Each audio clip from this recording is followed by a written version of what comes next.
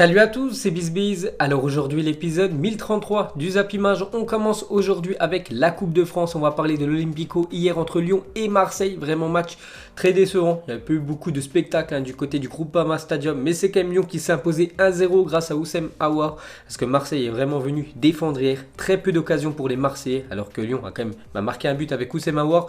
Et obtenu un penalty sorti par le gardien marseillais, Yoann Pelé. Donc pas grand chose à dire. Juste on va retenir la qualification de l'Olympique Lyonnais pour les demi-finales de la Coupe de France. Ensuite, on revient sur Houssem Aouar, donc unique buteur de cet Olympico. Hier, donc Houssem Aouar, cette saison, toute compétition confondue, c'est 8 buts, 7 passes D. Donc des très belles stats pour le milieu lyonnais, qui est vraiment en train de remplacer Nabil Fekir, qui est parti l'été dernier.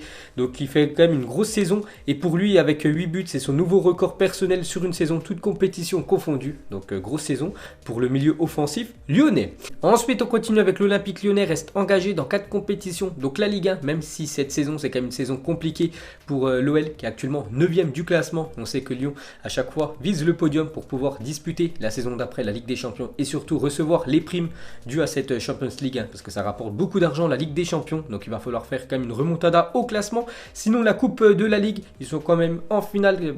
Cette finale qui se déroulera le 4 avril prochain contre l'équipe du Paris Saint-Germain. Coupe de France actuellement en demi-finale. On saura l'adversaire ce soir de Lyon en demi-finale. Et Ligue des Champions, ils sont toujours engagés. Ils vont jouer contre l'équipe de la Juventus dans quelques jours.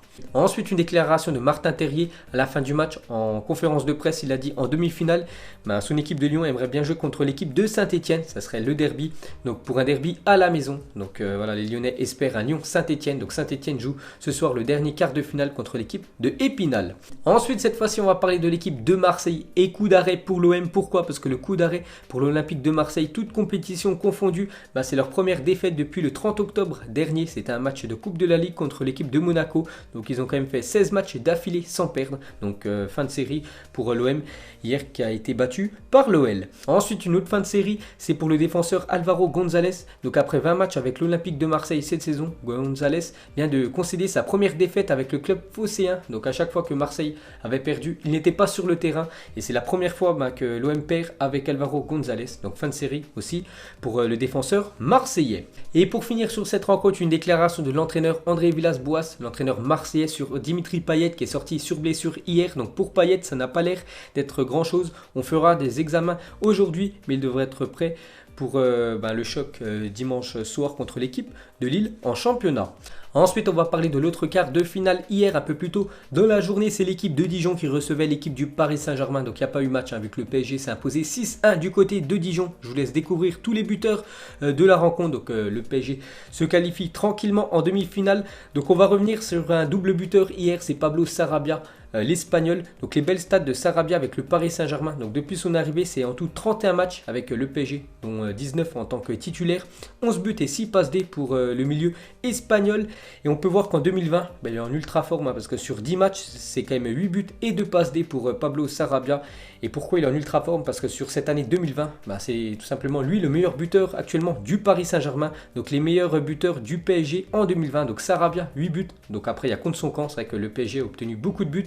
Avec les équipes adverses qui ont marqué des buts contre son camp, 7 buts depuis le début de cette année 2020. On peut voir que Mbappé et Neymar sont eux à 6 buts. Ensuite, une déclaration de l'entraîneur du Paris Saint-Germain sur son joueur vedette Neymar qui n'était pas là hier du côté de Dijon, vu que Neymar est préservé pour le match de Ligue des Champions la semaine prochaine. Donc il a fait une déclaration plutôt inquiétante pour ce match contre Dortmund la semaine prochaine. Je ne peux pas dire que Neymar va jouer à 100% contre l'équipe de Dortmund, parce qu'actuellement il est toujours blessé Neymar. Il a loupé quand même les 3 derniers matchs du Paris Saint-Germain, et dans moins de 5 jours, c'est ce choc de 8e de finale contre l'équipe de Dortmund. Donc on ne sait toujours pas s'il sera là ou pas. Donc il reste encore un match pour le PSG avant ce match de Ligue des Champions. Ça sera samedi contre l'équipe de Amiens, du côté du stade de la Licorne, Amiens. Donc ça m'étonnerait que Neymar soit présent, en espérant vraiment qu'il soit là mardi prochain. Et pour finir avec le Brésilien, donc depuis son arrivée au PSG en 2017, Neymar a manqué 69 matchs avec le club de la capitale. Donc souvent il est blessé Neymar, donc actuellement il est plus préservé que blessé. Donc comme je l'ai dit, en espérant le voir, parce que bien sûr le PSG aura beaucoup plus de chances de se qualifier avec le Brésilien que sans lui. Ensuite les gars, on continue avec les joueurs blessés côté Paris Saint-Germain. Donc on a parlé de Neymar en espérant qu'il soit là, le Brésilien, mais un autre qui est quasiment forfait et c'est un autre défenseur et c'est un gros problème pour le Paris Saint-Germain, c'est Kimpembe, incertain pour Dortmund, Paris Saint-Germain. Donc déjà hier il était forfait. Le match contre Amiens, il est aussi forfait Kimpembe. Donc n'oubliez pas que côté Paris Saint-Germain, il y a déjà Colin Dagba, le défenseur droit du Paris Saint-Germain, qui est déjà forfait pour le match. Et Abdou Diallo, ça fait déjà deux défenseurs qu'on a parlé il y a quelques jours, sont déjà forfaits pour ce match contre Dortmund. Et Kimpembe pour être forfait lui aussi. Pour l'instant, c'est pas officiel, mais ça pourrait devenir très prochainement officiel que Kimpembe, un troisième défenseur du Paris Saint-Germain, forfait pour ce choc contre Dortmund. Donc en espérant qu'il n'y a pas de joueur du PSG en tant que défenseur qui se blesse samedi du côté de Amiens, sinon ce serait une catastrophe avant la Champions League. Ensuite on revient sur la Coupe de France et le tirage au sort des demi-finales de la Coupe de France sera effectué ce soir sur France 3 à partir de 20h45 avant le match entre Épinal et l'AS Saint-Etienne. Ensuite regardez le programme du jour, donc ce soir 20h45 il y a de la Coupe d'Italie, demi-finale aller entre l'AC Milan et l'équipe de la Juventus, donc c'est quand même l'équipe de Zlatan contre l'équipe de Cristiano Ronaldo. À 21h il y a de la Coupe du Roi, donc demi-finale aller aussi entre la Real Sociedad et Mirandes, une équipe de deuxième division espagnole, et Épinal contre l'AS Saint-Etienne. Ensuite on revient sur cette Coupe d'Italie et hier première demi-finale, donc c'était entre l'Inter Milan et l'équipe de Naples et c'est Naples qui est venu s'imposer 1-0 du côté de l'Inter Milan. Donc il y a un match aller et match retour, donc le match retour ça sera cette fois-ci du côté de Naples, donc Naples a un pied et demi on peut dire en finale de Coupe d'Italie et c'est Fabian Ruiz, le milieu espagnol qui a marqué l'unique but de la rencontre. Ensuite cette fois-ci on va aller en Espagne, il y avait la première demi-finale de la Coupe du Roi entre l'Athletic Bilbao et Grenade. Donc l'Athletic Bilbao qui a éliminé au tour précédent l'équipe du Barça. Donc lors de cette demi-finale aller se sont imposés 1-0. Ensuite on reste en Espagne, regardez aujourd'hui la une du journal AS et c'est marqué en titre le garçon d'or. On peut voir la photo de Kylian Mbappé. Donc le PSG va présenter à Mbappé une offre de prolongation de contrat avant le début de l'Euro. Le Real Madrid est confiant dans le fait que le Français va la refuser et se positionnera en 2021 avec une proposition de contrat impossible à refuser et en quittant cette équipe du Paris Saint-Germain pour rejoindre l'équipe du Real Madrid. Donc on peut voir que du côté du Real Madrid, il pense toujours à Kylian Mbappé, le jeune crack du PSG. Ensuite, des nouvelles de Memphis Depay qui retouche déjà le ballon seulement 2 mois après sa grave blessure, rupture des ligaments croisés. Donc il est forfait avec Lyon jusqu'à la fin de la saison, mais son objectif c'est déjà de revenir très vite et de pouvoir si possible disputer l'Euro 2020 avec les Pays-Bas. C'est un joueur très important des Pays-Bas. Memphis Depay, c'est pour ça qu'il reprend très vite l'entraînement et touche déjà le ballon, donc en espérant qu'il guérisse très vite. Le Néerlandais, on peut voir aujourd'hui qu'il fête ses 26 ans, donc bon anniversaire à Depay et regardez son magnifique tatouage dans le dos avec le maillot des Pays-Bas. Ensuite on continue avec un autre Lyonnais, donc c'est Bruno Guimaraes qui a signé il y a quelques jours avec l'équipe de Lyon, donc il a été présenté hier au Parc Güell avant le match contre Marseille. Ensuite des nouvelles de Hakim Ziyech qui va quitter l'équipe de l'Ajax Amsterdam l'été prochain et c'est quasiment officiel parce qu'il est sur le point de signer avec l'équipe de Chelsea. Les Blues paieront 45 millions d'euros à l'Ajax Amsterdam pour s'offrir le milieu offensif marocain.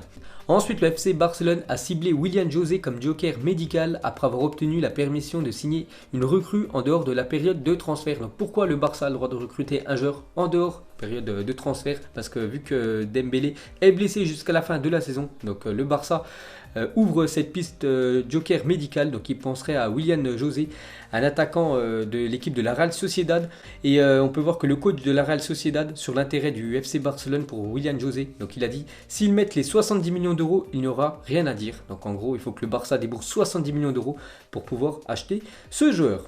Ensuite la Juventus vient d'annoncer par le biais d'un communiqué avoir signé un nouvel accord de naming avec Allianz courant jusqu'en 2030 rapportant plus de 103 millions d'euros de plus à l'équipe de la Juventus parce que le stade de la Juventus s'appelle Juventus Stadium mais actuellement il s'appelle Allianz Stadium vu que c'est un naming.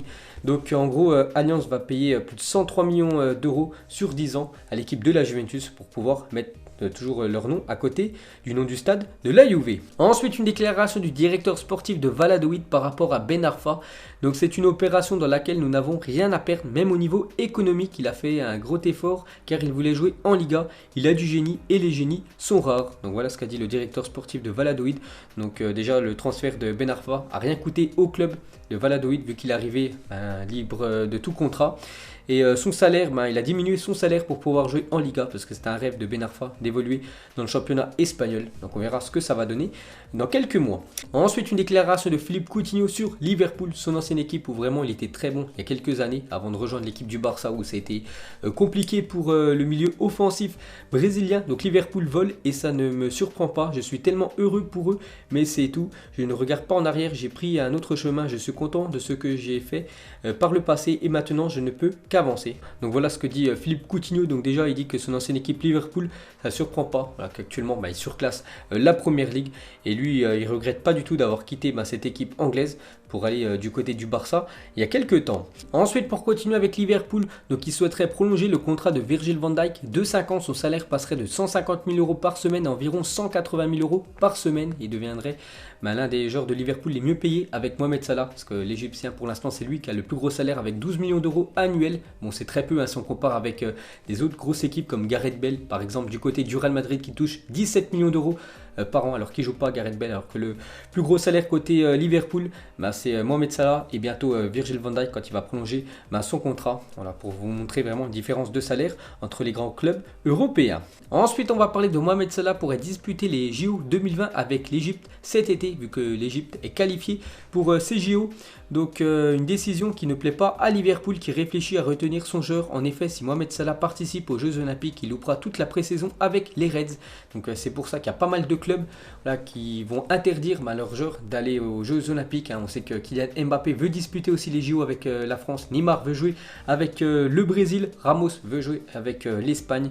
Donc après, maintenant, c'est au club de se mettre d'accord avec les joueurs s'ils peuvent y aller ou pas, parce que tous ces joueurs-là pourront pas disputer la pré-saison avec leur club. Ensuite, une déclaration de Ceballos sur la finale de la Ligue des Champions il y a 2 ans entre le Real Madrid et l'équipe de Liverpool. Donc déjà, le Real s'est imposé 3-1 lors de cette finale et tout s'était joué en deuxième mi-temps, vu qu'à la mi-temps, il y avait eu 0 partout. Donc il a dit: je me souviens de la première mi-temps de la Ligue des Champions où Liverpool nous a mis une grande pression. Il y avait des tensions entre Modric, Ramos et Cristiano, parce que le Real Madrid n'arrivait pas à marquer. Mais j'ai vu Toni Kroos et Karim Benzema très calme et c'est eux qui ont fait la différence en deuxième période. Donc c'est vrai, c'est Karim Benzema qui avait ouvert le score dans cette rencontre avant que Gareth Bale inscrive un doublé et permette au Real Madrid de remporter cette Champions League.